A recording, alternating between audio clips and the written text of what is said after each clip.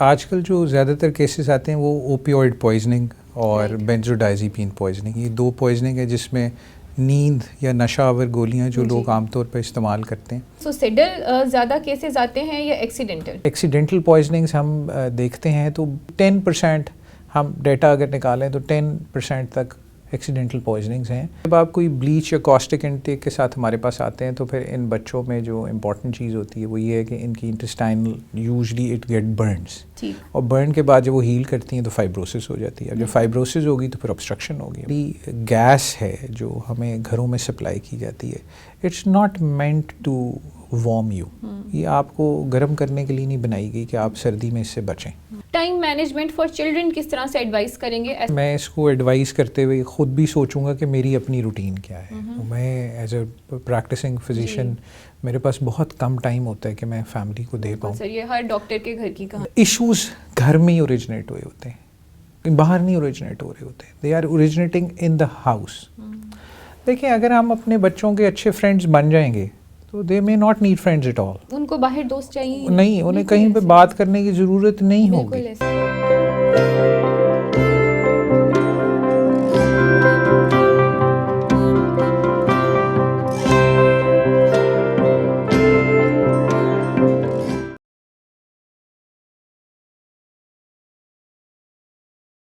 अस्सलाम वालेकुम। एफएम सेहत ज़िंदगी के प्लेटफॉर्म डॉक्टर डायलॉग से मैं हूं आपकी होस्ट डॉक्टर फरीहा तारिक, और आज हमारे साथ मौजूद हैं एक ऐसे गेस्ट जो किसी तारुफ के मोहताज नहीं। प्रोफेसर डॉक्टर राजा यासिर साहब हमारे साथ आज मौजूद हैं और आज हम इनसे बात करेंगे अपने पॉडकास्ट में एमरजेंसी में जो आप पॉइजनिंग केसेस देखते हैं या आपके अजीज़ों अकारिब लाए जाते हैं और हम एज डॉक्टर्स वो पॉइजनिंग केसेस डील कर रहे होते हैं। ये पॉइजनिंग केसेस मुख्तलिफ तरह के होते हैं। समटाइम्स ये सुसाइडल भी हो सकते हैं, होमिसाइडल भी, लेकिन मोस्ट ऑफ द टाइम्स ये एक्सीडेंटल भी होते हैं। तो आज हम इन्हीं पॉइजनिंग केसेस के बारे में बात करेंगे। Welcome to the show sir. Thank you. Sir, आप इमरजेंसी में अपनी जो एवरीडे प्रैक्टिस है उसमें किस किस्म के पॉइजनिंग केसेस ज़्यादा देखते हैं आजकल? आजकल जो ज़्यादातर केसेस आते हैं वो ओपियोइड पॉइजनिंग और बेंजोडाइज़ेपिन पॉइजनिंग, ये दो पॉइजनिंग है जिसमें नींद या नशावर गोलियां जो लोग आमतौर पर इस्तेमाल करते हैं, ये टैबलेट्स हैं या ओपियोइड्स हैं जो कि हमें पता है कि मॉर्फिन डेरिवेटिव्स हैं और इसका इस्तेमाल किया जाता है। ये कॉमन पॉइजनिंग है जो हम देखते हैं। पंजाब में अगर हम बात करें तो गंदम की गोलियां जिनको हम वीट पिल पॉइजनिंग कहते हैं, ये भी एक कॉमन पॉइजनिंग है जो हम देख सकते हैं। इसके बाद अगर आप पूछें तो कॉस्टिक्स हैं, जैसे एसिड है, बेस है, ये बड़ी कॉमन पॉइजनिंग्स हैं जो लोग करके हमारे पास इमरजेंसी में आते हैं। और सर, जब हम वीट पॉइजनिंग की बात करते हैं तो ऑर्गेनोफॉस्फोरस पॉइजनिंग भी उन एरियाज़ में देखी जाती है, क्योंकि जब भी स्प्रेज होंगे एग्रीकल्चर में तो फिर lot of people walk in. लेकिन ऑब्वियसली ये जो पॉइजनिंग है ऑर्गेनोफॉस्फोरस वाली, ये सीजनल बेस्ड होती हैं, और क्योंकि मेरा ख्याल है अब एजुकेशन इतनी बेहतर हो गई है लोगों की कि वो प्रिवेंटिव मेजर्स लेते हैं, इसलिए अब हम ऑर्गेनोफॉस्फोरस कम देखते हैं बाकी पॉइजनिंग्स की निस्बत। अच्छा सर, जब हम बात करते हैं पॉइजनिंग्स की तो आप अपनी एवरीडे लाइफ में या एवरीडे प्रैक्टिस में ये पॉइजनिंग किन लोगों में ज़्यादा देख रहे होते हैं? क्या ये बच्चों में ज़्यादा होती है या एडल्ट्स में या हर एज ग्रुप में ज़्यादा होती है? जो हम आजकल ज़्यादातर केसेस देख रहे हैं ये तो वो पेशेंट्स हैं जो यूजुअली यंग एज ग्रुप में हैं जी। और शायद इसकी वजह ये है कि मैं समझता हूँ कि access to medicine is very easy, कि घर में कोई पेरेंट स्लीपिंग पिल्स ले रहा है और बच्चे खा के आ गए हैं, या आपको ऐसे लोग नज़र आते हैं या ऐसे एडल्ट्स नज़र आते हैं जो हॉस्टल लाइफ में हैं या फ्रेंड्स हैं, ग्रुप्स हैं जो ड्रग्स करते हैं और वो फिर ओवरडोज होके हमारे पास आते हैं। तो यूजुअली नाउ अ डेज़ जो हम लोग देख रहे हैं या पेशेंट्स देख रहे हैं वो सारी यंग ग्रुप है। लेकिन आप इसको हर एज ग्रुप में देख सकते हैं डिपेंडिंग ऑन के साइको सोशल स्टेटस पेशेंट का क्या है, क्योंकि इवेंचुअली हम ये देखते हैं कि ये लोग कहीं ना कहीं साइकोलॉजिकली थोड़े से इफेक्टेड होते हैं, मेंटल हेल्थ कॉम्प्रोमाइज्ड होती है और उसको एड्रेस नहीं किया जा रहा होता। I think the problem is कि हम साइकोलॉजिकल हेल्प और साइकोलॉजिकल ट्रीटमेंट की तरफ आना बड़ा मुश्किल समझते हैं। बिल्कुल, अभी तक हम इसको एक्सेप्ट नहीं कर पा रहे कि मेंटल इलनेस भी हो सकती है या एग्जिस्ट करती है। बिल्कुल ट्रू, बिल्कुल ठीक। अच्छा सर, इसी बात को आगे लेके चलते हैं। आप बताएं कि क्या ये सुसाइडल ज़्यादा केसेस आते हैं या एक्सीडेंटल? अच्छा, काफ़ी सारे तो एक्सीडेंटल केसेस भी आते हैं, ये नहीं है कि एक्सीडेंटल नहीं है, लेकिन आपने समझना है कि जब आप किसी पिल को लेते हैं और उसको एक फिक्स नंबर से ज़्यादा लेते हैं तो फिर डेफिनेटली इसका मतलब है कि वो सुसाइडल है, होमिसाइडल तो नहीं है। और एक्सीडेंटल पॉइजनिंग्स हम देखते हैं तो अगर आप देखें तो कोई 10% हम डेटा अगर निकालें तो 10% तक एक्सीडेंटल पॉइजनिंग्स हैं। बाकी सारी जो हैं वो आई थिंक होमिसाइडल या सुसाइडल पॉइजनिंग्स होती हैं जो कि हम इमरजेंसी में देखते हैं। बिल्कुल ठीक सर। एक्सीडेंटल पॉइजनिंग्स जो हैं वो आमतौर पे जैसे यंग पेरेंट्स हैं या न्यू पेरेंट्स हैं जिनके अभी शुरुआत है पेरेंटहुड की, वो बच्चों के लिए बहुत ज़्यादा केयरफुल नहीं होते, और स्पेशली छोटे बच्चे जो क्रॉल कर रहे होते हैं या अभी उन्होंने नया चलना शुरू किया होता है, वो एक्सप्लोर कर रहे होते हैं अपने आसपास की लाइफ को, तो उन बच्चों में किस किस्म की पॉइजनिंग्स मिलती हैं, ये किस तरह से प्रेजेंट करते हैं, और ऐसे बच्चों के वालिदैन को आप क्या मैसेज देना चाहेंगे? जी, जो ऐसे बच्चे हमारे पास आते हैं पॉइजनिंग के साथ, उनके अंदर हम ब्लीच इनटेक बड़ा कॉमनली देख लेते हैं, क्योंकि उनकी एक्सेस हो जाती है, वॉशरूम में पकड़ लिया, कहीं और से पकड़ लिया और वो पॉइजन कर लिया। उसके अलावा डिटर्जेंट्स हैं, बड़े कॉमनली बच्चे डिटर्जेंट्स लेके खा के आ जाते हैं हमारे पास।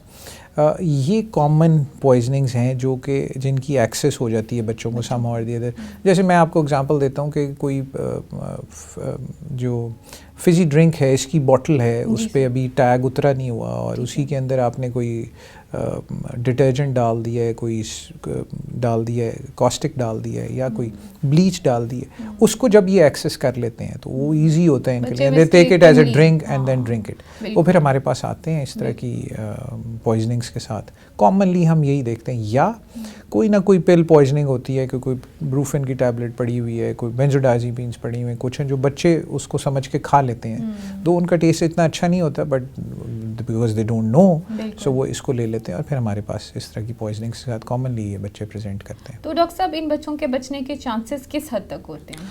हाँ, आपने समझना है कि जो तो ब्लीच पॉइजनिंग है, डिटर्जेंट पॉइजनिंग है, उसमें तो इतना बुरा कोई नहीं आउटकम होता, लेकिन ये जो ब्लीच पॉइजनिंग है ये लाइफ लॉन्ग मॉर्बिडिटी करती है बच्चों को, क्योंकि एक तो इनका मिकोसा बड़ा जेंटल होता है और they are in the growing age, secondly इनका इंटेस्टाइन बड़ा छोटा होता है और फूड पाइप्स अभी उतनी डेवलप नहीं होती है, इंटेस्टाइन डेवलप नहीं हुआ होता, तो फिर इनको जब इंजरी होती है तो फिर व्हेन दे ग्रो ये फिर लाइफ लॉन्ग इनको डिसेबिलिटीज़ होती हैं स्वॉलोइंग में, और रिकन्स्ट्रक्टिव सर्जरीज़ करनी पड़ती हैं, सर्जन्स को ऑन बोर्ड लेना होता है, तो we have to be very careful.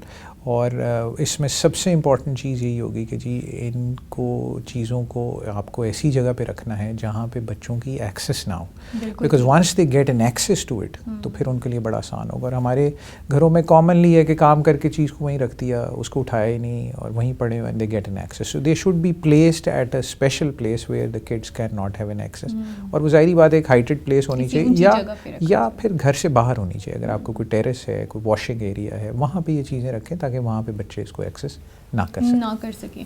बिल्कुल ठीक। अच्छा सर, अब जो बच्चे एक्सीडेंटल पॉइजनिंग के साथ आपके पास आ गए और आप लोग अपनी पूरी कोशिश करके ऐसे बच्चों को बचा भी लेते हैं, फिर इन बच्चों में आप बाद में क्या कॉम्प्लिकेशंस देखते हैं? जैसे आपने कहा कि इनको लाइफ लॉन्ग थोड़ा सा मैनेज करना पड़ता है चीज़ों को, या उनकी सर्जरीज करनी पड़ती हैं। देखें, इसमें यही है कि जब आप कोई ब्लीच या कॉस्टिक इंटेक के साथ हमारे पास आते हैं तो फिर इन बच्चों में जो इम्पॉर्टेंट चीज़ होती है वो ये है कि इनकी intestinal usually it get Burns, और बर्न के बाद जब वो हील करती हैं तो फाइब्रोसिस हो जाती है। अब जब फाइब्रोसिस होगी तो फिर ऑब्स्ट्रक्शन होगी। ऑब्स्ट्रक्शन का मतलब है कि फिर खुराक की नाली और जो फूड पाइप है या जो आंत है वो सुकड़ जाती है, और फिर पेशेंट वॉमिटिंग के साथ, नोज़िया के साथ कुछ खा नहीं सकते, और फिर हमें ये बाद में सारी सर्जरीज करके इसको रिकरेक्ट करना पड़ता है। और कई दफ़ा क्योंकि ये सारे इनहेल्ड पॉइजन्स भी हैं, क्योंकि इनके फ्यूम्स भी होते हैं, तो दे कैन गेट इनहेल्ड। इसी तरह यहीं से अगर हम बात आगे लें तो कई दफ़ा पेट्रोल या डीजल या ऐसी चीज़ें, मट्टी का तेल घर में पड़ा होता है, वो बच्चे ले लें तो इनहेल्ड पॉइजनिंग हो जाती है। फिजी ड्रिंक्स की बॉटल्स में ही अनफॉर्चुनेटली डाल के रखा हुआ होता है और वो नीचे पड़े होते हैं, किसी ऊंची जगह पे नहीं रखे होते, तो छोटे बच्चों के लिए एक्सेसिबल होते हैं। तो इनहेलेशन पॉइजनिंग है वो फिर लाइफ लॉन्ग कई दफ़ा आपकी लंग्स को डैमेज कर देता है। और क्योंकि thing is to be healed by fibrosis. जब भी उसने फाइब्रोसिस होना है, लंग्स हों, इंटेस्टाइन्स हों, वो सुकड़ जाएंगी। जब सुकड़ जाएंगी तो फिर आपको लाइफ लॉन्ग डिसेबिलिटीज़ देखनी पड़ती है। बिल्कुल ठीक। सर, अब हम पॉइजनिंग की बात कर रहे हैं तो आजकल सर्दियों का मौसम है और सब लोग गैस हीटर्स भी इस्तेमाल करते हैं। तो आपको पता है गैस आती जाती रहती है और बहुत सारे लोग इस चीज़ के लिए एहतियात नहीं करते, हीटर्स कमरे में ऑन करके सो जाते हैं। तो थोड़ा सा इसके बारे में आप हमारे साथ डिस्कशन कीजिए। हाँ, सबसे पहले तो जी हमें ये समझ रहे हैं कि ये जो हमारी गैस है जो हमें घरों में सप्लाई की जाती है, it's not meant to warm you. ये आपको गर्म करने के लिए नहीं बनाई गई कि आप सर्दी में इससे बचें। अब तो खैर इतनी महंगी होगी कि मेरे ख्याल से अब तो लोग वैसे भी उसको बर्न करना बंद कर दिए, ये आती नहीं है। तो अब ये है कि हमें समझना है कि ये सिर्फ कुकिंग पर्पसेस के लिए होनी चाहिए, या कोई और पर्पस है आप उसको यूज़ करो, गीज़र ऑन करना है, कुछ और करना है। इसकी क्योंकि बर्निंग से बहुत ज़्यादा कार्बन मोनोऑक्साइड प्रोड्यूस होती है और वो ग्रेजुअली एक्यूमुलेट होती है। इसका प्रॉब्लम ये है कि ये ऐसी गैस नहीं है कि आप रूम में आएँ और आप उसको स्मेल करें और आप फ़ौरन गिर जाएं। It's going to build gradually in your blood, और जूं बढ़ती जाएगी वो आपको ड्राउजी करती जाएगी और आपको पता भी नहीं लगेगा। आप सोते में यू पास अवे, आपको पता ही नहीं लगेगा कि वो क्या हो रहा है। तो इसलिए ये बड़ी डेंजरस चीज़ है। तो मेरी तो यही एक सजेशन होगी कि गैस के हीटर्स बंद कर दें, डोंट यूज़ देम। और सर, अब जैसे टेक्नोलॉजी बहुत बेहतर हो गई है, तो जिस तरह इन्वर्टर एसीज हैं उन्हीं में हीट मोड भी ऑन होता है और आप आराम से वो इस्तेमाल करें क्योंकि उसमें सेफ्टी कम्स फर्स्ट। एग्जैक्टली। अगर आपने गैस के हीटर्स यूज़ करने भी हैं, आपके लिए बहुत मुश्किल है, please use them in open places. जैसे आपका कोई टेरेस है, आपका कोई पैटियो है, आपका कोई ग्राउंड है, आप वहाँ बैठ के उस हीटर को ज़रूर एंजॉय करें। मैं इसके ऊपर आपसे कोई बहस नहीं करूँगा। It's a best way. अगर आपने गैस की हीट को एंजॉय करना है तो best place is an open place.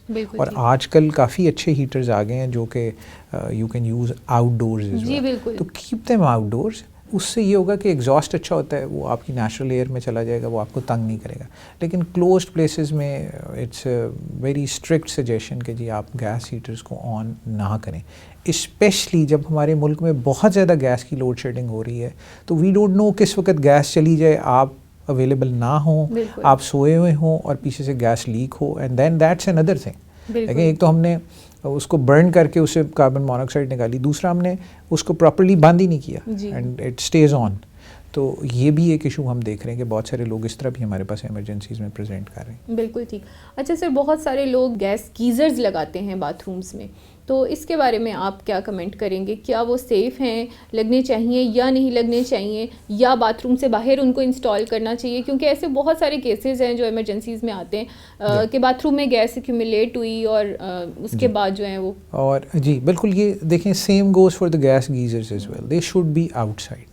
क्योंकि आप नॉट इनसाइड द वॉशरूम, कभी भी आपने वॉशरूम के अंदर, इवन अगर आप मेरे से पूछें तो इलेक्ट्रिकल गीजर्स को भी अंदर इंस्टॉल नहीं करना चाहिए। दे शुड बी आउटसाइड, क्योंकि ये ह्यूमन हैजर्ड है और ये एक ऐसा हैजर्ड है जिससे आपको किसी भी वक्त इंजरी हो सकती है यार, and you never know the bad time. So I think I would say कि keep all such things and all such devices outside your home. बिल्कुल ठीक, बहुत अच्छा आपने हमें ये एक्सप्लेन किया। अच्छा सर, अब हम वापस अपने इमरजेंसी के पॉइजनिंग्स की तरफ वापस चलते हैं। जैसे हमने छोटे बच्चों के बारे में शुरू में बात की, तो अब हम थोड़ा सा टीनेजर्स और जो हमारे 20s में बच्चे हैं, यंग एडल्ट्स हैं, जो बच्चे अभी ज़िंदगी अपनी शुरुआत कर रहे हैं, इनमें बहुत ज़्यादा डिप्रेशन और मेंटल हेल्थ इश्यूज़ पाए जाते हैं और ऐसे बच्चे बहुत ज़्यादा प्रेजेंट करते हैं इमरजेंसीज़ में विद डिफरेंट सॉर्ट ऑफ पॉइजनिंग्स।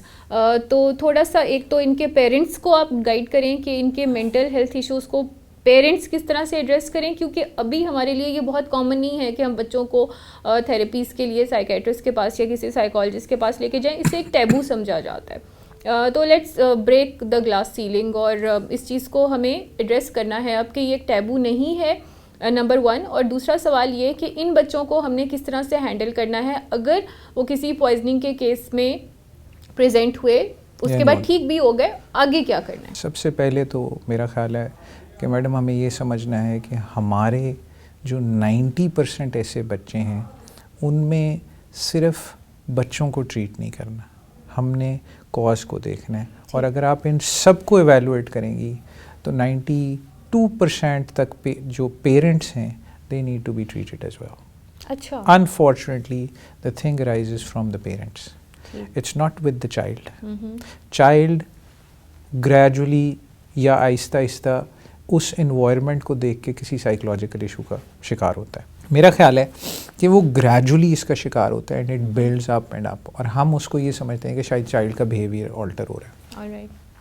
तो सबसे पहले तो हमें समझना है कि it's not only the child, it's the parents as well, and it's the whole family which need to sit down with the psych and उनके साथ डिस्कशन करें, थेरेपी करें। It should be a family therapy. ठीक है। Number 2, जो बच्चे हैं इस एज में दे do not have a decision power, और उनको सोचना, थिंक करना थोड़ा डिफिकल्ट हो जाता है। वो अपने आप को एक्सप्रेस नहीं कर सकते, और जब भी कोई बच्चा पॉइजनिंग करके आएगा वो एक वे आउट ढूंढ रहा है to get out of some situation, या वो किसी चीज़ को रिएक्ट कर रहा है। ठीक। वो उसने क्या किया, इवेंचुअली पॉइजनिंग कर ली। तो हमें आइडेंटिफाई करना है बच्चे को भी और उस चीज़ को भी, और हाँ, ये कोई टैबू नहीं होना चाहिए जी। Take your child to a psychiatrist और अ साइकोलॉजिस्ट एंड डिस्कस। इसके अलावा अब जैसे हम कई दफ़ा इमरजेंसी में देखते हैं कुछ बच्चे आते हैं जो आके रिपीटेड एडमिशंस लेते हैं फॉर होमिसाइडल अटेम्प्ट्स, जहाँ पे उन्होंने अपनी जान लेने की कोशिश की होती है। बिल्कुल सही, ये आजकल बहुत कॉमन है, और हमें उन्हें डिटेन भी करना पड़ता है। बट अनफॉर्चुनेटली वो फैमिली ग्रुप थेरेपी की तरफ नहीं जाती, क्योंकि बच्चे सिर्फ खुद ये चीज़ नहीं इंडक्ट कर रहे होते, इसमें फैमिली मेंबर्स भी इन्वॉल्व होते हैं। I think they need a therapy as well. और बेसिकली जो बच्चों की अटेम्प्ट होती है सुसाइडल अटेम्प्ट, वो as a reaction to one of the parents behaviour होती है। बिल्कुल ऐसे ही है। और आप समझें कि ये सारे बच्चे मोस्टली वो होते हैं जो किसी ब्रोकन फैमिली से होंगे, या इनके कोई साइकोलॉजिकल इशू होंगे, या किसी का पेरेंट नहीं होगा, फौत हो गया है, या कहीं बाहर चले गए हैं, तो they are actually deprived and they need to sit down with someone who can address, a psychologist or a psychiatrist। तो मेंटल हेल्थ के लिए बहुत ज़रूरी है कि हम इन बच्चों को ओन करें और इनको बताएं कि आपने ये है, आप इस जगह जाए। जैसे हमारा तो एक रूटीन है कि हम जब कोई ऐसा पेशेंट आता है तो हम साइकोलॉजिकल हेल्प लेते हैं, हम साइक को भी बुलाते हैं, we get an opinion, and long term फिर हमारी कोशिश होती है कि किसी तरह रिहेबिलिटेशन की तरफ जाएं। बिल्कुल ठीक। क्योंकि a young person committing homicide is a bad thing in the sense कि ही इज़ एनर्जेटिक। अगर आप अभी उसको ट्रीट नहीं करेंगे, वो 2 महीने बाद उससे बड़ा अटेम्प्ट कोई कर लेगा। और सर थ्रेट टू सोसाइटी भी तो बिल्कुल थ्रेट टू सोसाइटी है। तो अपने क्लास फेलोज के लिए भी थ्रेट है, हार्मफुल हो सकता है किसी भी के लिए किसी भी टाइम पे, और क्योंकि वो रिएक्शनरी होते हैं। बिल्कुल। तो ये है कि आई थिंक मैं तो यही सजेस्ट करूँगा कि as a family you should get a psych therapy if you think that the child has attempted a suicide. बिल्कुल। तो फिर हमें जाना चाहिए। और पॉइजनिंग के लिए इम्पोर्टेंट है कि जिस तरह आजकल का दौर है उसमें बच्चों का और पेरेंट्स का इंटरेक्शन बहुत ज़रूरी है, और उसमें एक बहुत इंपॉर्टेंट फैक्टर ये कि मोस्टली फैमिलीज़ में माँ और बाप दोनों वर्किंग हैं और दोनों कमा रहे हैं, वो रात को लेट आते हैं, बच्चों को टाइम नहीं दे पाते, तो उससे भी फ़र्क पड़ता है। तो आप टाइम मैनेजमेंट फॉर चिल्ड्रन किस तरह से एडवाइस करेंगे ऐसे पेरेंट्स को जिनके बच्चों के मेंटल हेल्थ इश्यूज चल रहे हों इसी वजह से कि माँ बाप बच्चों को टाइम नहीं दे पा रहे? आपका बड़ा अच्छा सवाल है, और मेरे ख्याल से मैं इसको एडवाइस करते हुए ख़ुद भी सोचूंगा कि मेरी अपनी रूटीन क्या है। मैं एज अ प्रैक्टिसिंग फिजिशियन मेरे पास बहुत कम टाइम होता है कि मैं फैमिली को दे पाऊँ। सर ये हर डॉक्टर के घर की कहानी है, लेकिन ये है कि आपको एफर्ट ज़रूर करना होता है कि आप किसी तरह चीज़ों को बैलेंस आउट करें। तो मेरा ख्याल है आप ज़रूर टाइम ऐसे रख लें जैसे वीकेंड है तो उसके ऊपर कुछ टाइम आप अपनी फैमिली को ज़रूर दें, बच्चों के साथ बैठें, उनसे डिस्कस करें। और मैं एक बड़ी अच्छी चीज़ सोचता हूँ और समझता हूँ कि आप अपने बच्चों के साथ जो पिक एंड ड्रॉप है वो खुद करें। That is very important. वो जो 1-1.5 घंटा होता है उसके अंदर आप उनके साथ जो कम्युनिकेट कर सकते हैं शायद शाम के 4 बजे ना कर सकें, क्योंकि रात के 8 बजे, क्योंकि बच्चे खुद थक चुके होते हैं और उस वक्त सोने जा रहे होते हैं। बिल्कुल ऐसे ही है। वो 1-1.5 घंटा आपको उनके साथ एक बेहतर कम्युनिकेशन करने में हेल्प करता है। बिल्कुल ठीक। ख़ास तौर पे जो लोग बिज़ी हैं, जिनके स्केड्यूल्स बहुत बिज़ी हैं, वो सब ड्राइवर रखते हैं, लेकिन ये है कि मैं फिर भी चाहूँगा कि आप एटलीस्ट उनके साथ बैठें, उनकी बात सुनें, कोशिश करें उनको टाइम दें और उनको फ़िज़िकल एक्टिविटी में ज़रूर इन्वॉल्व करें। ये एक बहुत बड़ी अच्छी चीज़ होगी कि आप अपने बेटे या अपनी बेटी को जब भी को ख़ुद फ़िज़िकल एक्सरसाइज करने जाते हैं तो उसको अपने साथ लेके जाएं। वो एक अच्छा हेल्दी टाइम है जो आप स्पेंड करेंगे, और इससे ये याद रखें कि उसकी एक हैबिट बिल्ड होगी for physical activity. Exercise takes a lot of stress out of the kids as well.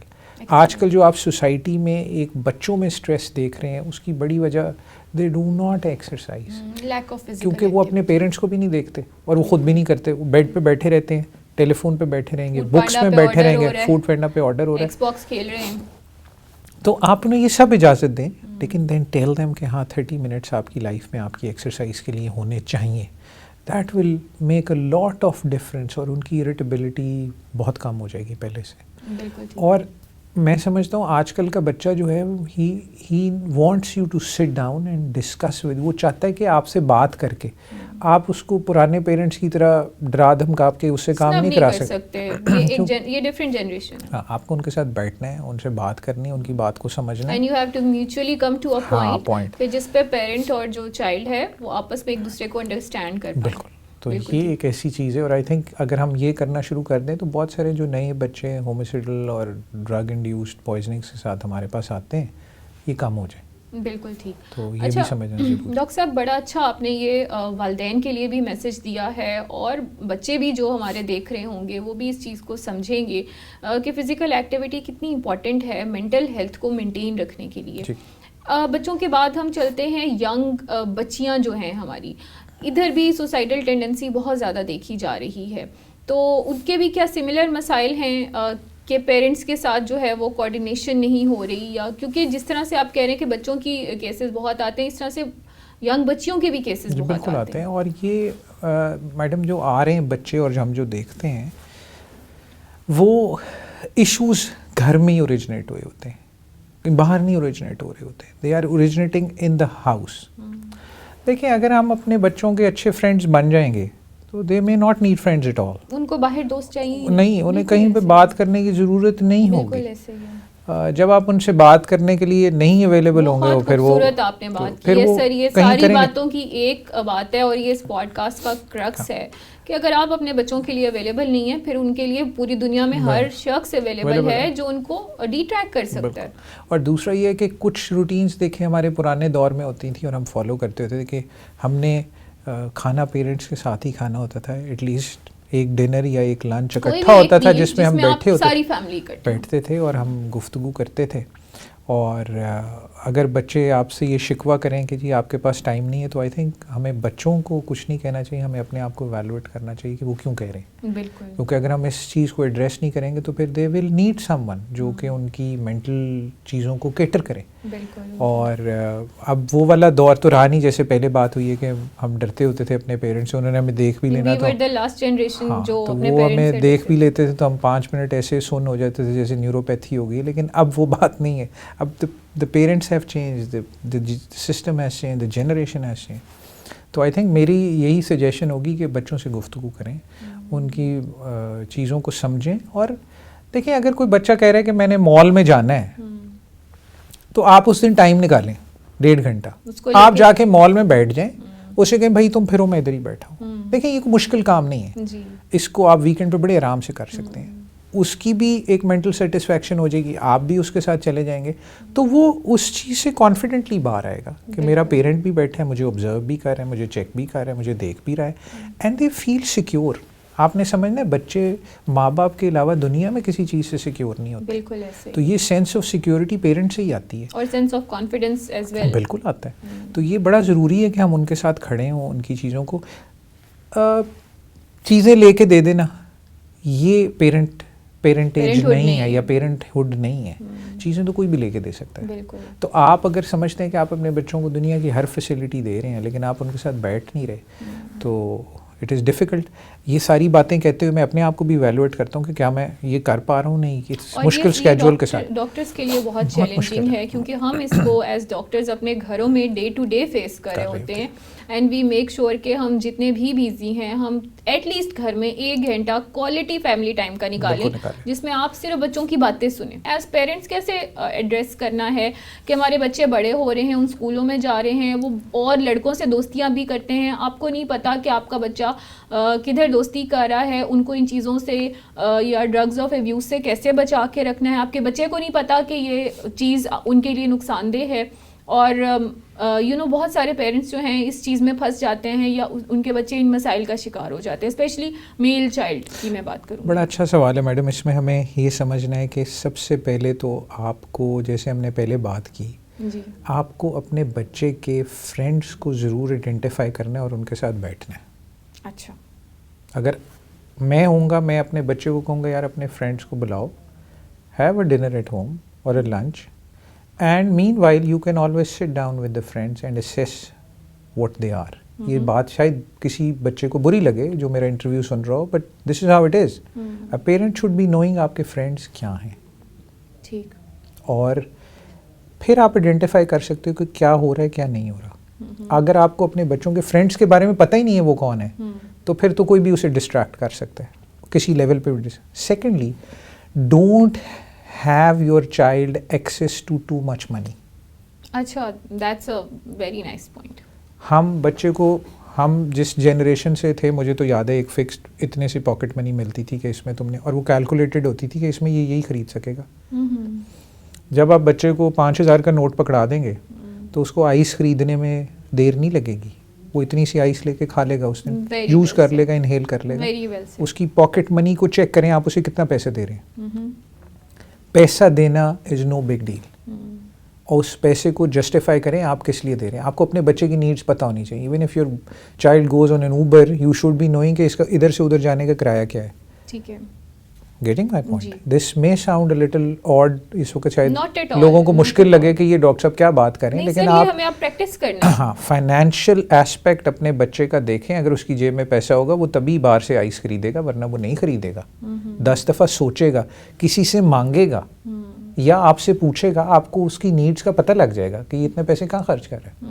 Number 2 is finances. तो आप चेक करें आपका बच्चा क्या कर रहा है, कितने पैसे लेके जा रहे हैं, कहाँ स्पेंड कर रहा है। ठीक है। Number 3, keep a check on his habits. आप उसकी हैबिट्स को मॉनिटर करें। बच्चों को अलहदा कमरे दे देना एक घर में और कहना जी ये उसका रूम है, बच्चा इंडिपेंडेंट कर दिया। अभी तो सर ये ट्रेंड बन गया है ना, which is wrong, very wrong. आपका बच्चा आपकी आंखों के सामने होना चाहिए। मैं इस चैनल के हवाले से लोगों से सिर्फ ये पूछना चाहता हूँ, कितने बच्चे हैं जो सुबह के वक्त अपने बच्चों के वॉशरूम का दरवाज़ा खोल के अंदर जाके देखते हैं कि क्या इसमें से स्मोकिंग की स्मेल आ रही है कि नहीं आ रही। कितने पेरेंट्स होंगे? कोई भी नहीं होगा। कभी आप उसके कपड़े स्मेल करके सूंघते हैं वो क्या कर रहा है? देखिए, ये वो चीज़ें हैं जो कि हम इग्नोर करना शुरू हो गए।